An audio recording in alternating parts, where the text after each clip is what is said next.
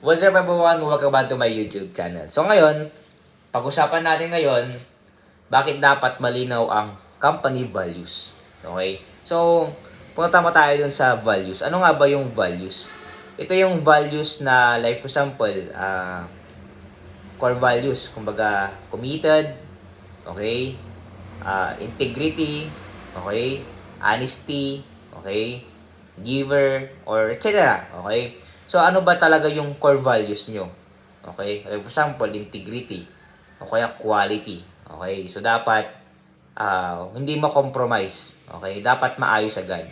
Okay? Bakit nga ba malinaw ang company values? Ito ang gabay ng team. Kumbaga, ito yung rules. Okay? Dapat quality. O dapat meron tayong integrity.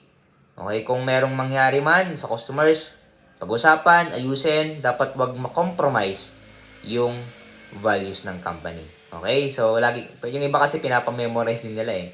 Ang company values ng iba is lovable. Okay? Love. Okay? Kasi, kumbaga, pillow. Ganyan. So, minsan pinapamemorize. Kapag nakakalimutan, yung iba, yung leader o may-ari, kinukuha yung parang board. Ano ba yung core values ng company natin? O quality. So, dapat quality yung gawin natin dito.